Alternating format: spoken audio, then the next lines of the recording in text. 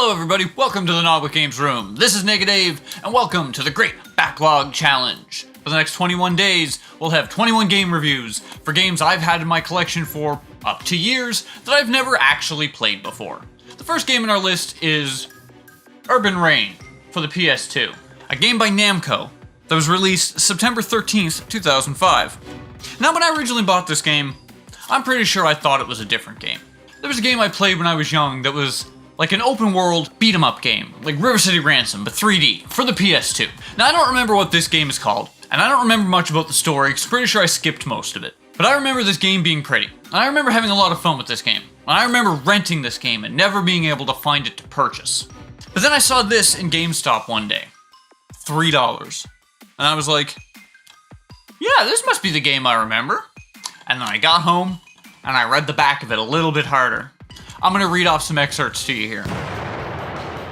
From the creators of Tekken and Soul Calibur comes the ultimate street brawler.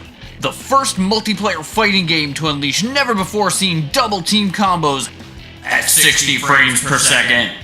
You better come looking for a fight. So I thought to myself, shit, that's not the game I played. That's not the game at all. So I put it on the shelf, and I promptly forgot about it. Until very recently, when this is basically what spurned the entire Backlog Challenge. I looked at this game, and I realized, I have no idea what the hell this is. I've had it for, I don't even remember how long. And I don't even think I've looked at the manual. What is this? It's the receipt. It says I bought this game in 2011? Oh man. I've had this game for 5 years and I've never touched it. Well, let's do it. Perfect.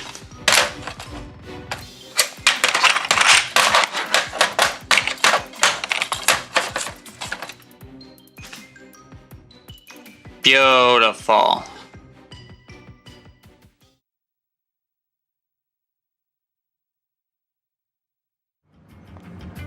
My name is Brad Hawk. I'm a professional. I do things my way. I answer to no one. Urban Reign for the PS2. This game, developed and published by Namco Games, is a beat 'em up. But this isn't your typical beat 'em up.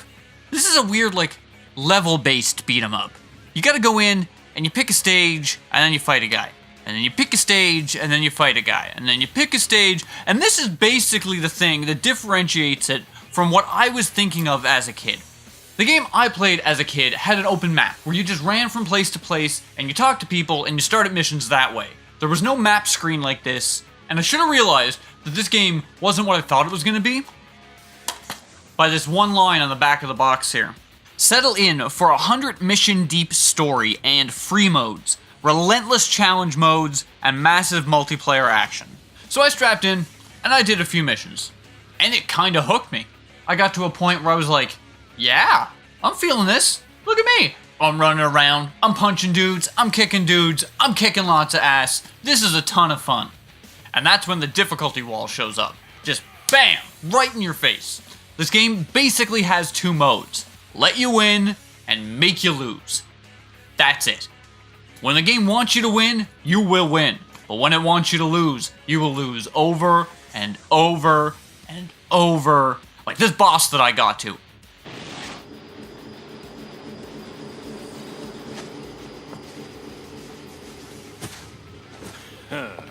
I thought I was doing great up till I got to him. Look at me, I'm kicking fools. And then he comes and he just shows me what for. I get wrecked every time. Over and over and over. And that's basically what this game is. It's an exercise in mood swings. 1 minute you're super happy and you're having a great time, and the next minute you're fucking wanting to break the controller in half. It's awful.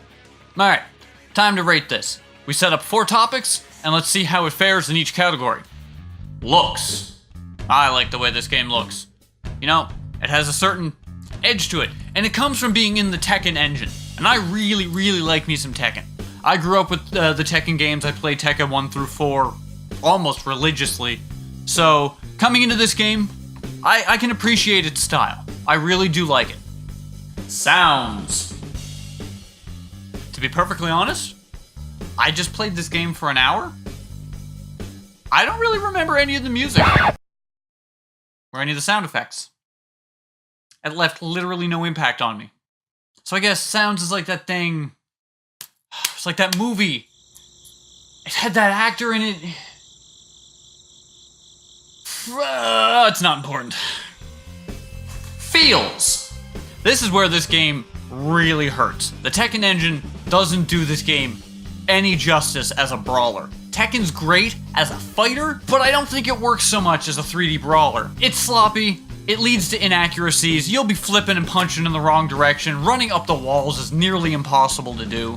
It's got so many weird controls. I don't like it. It did not give me good feels. Grip. So I'm back and forth with grip, because the game kind of had me for a little while. It really made me want to beat the boss, but not for the right reason. I wanted to beat the boss to end on a nice even playing field, and the game wouldn't even let me do that because the boss level was level 11 and not level 10. So that still left me with an odd feel. So I had to still play more. So it got its claws into me, but it was definitely closer to that analogy. Like, it felt like claws, but it did make me want to play it for the full hour. Overall, I don't really know what to think about this game, because it's not terrible, and there's supposed to be a 2-player mode to it, but I couldn't figure it out. And there's supposed to be cheat codes. They didn't work. I tried to unlock all characters, and that didn't happen. I had a pretty frustrating time with the very first game on this list. So hopefully the rest of the games go a little bit better. From the back of the box, I was pretty much sold. It looked like it was going to be a fun game. And gameplay-wise, it wasn't terrible. I mean, I had a pretty good time when I was having fun. But when I wasn't having fun, it was really, really awful. It's basically like when you were a kid and you were in the McDonald's playpens and everything was going great till you got into the ballroom and one kid lost his diaper. Well, I'm glad that one's off the list. Stay tuned tomorrow when we'll be playing Alien Syndrome for the Wii.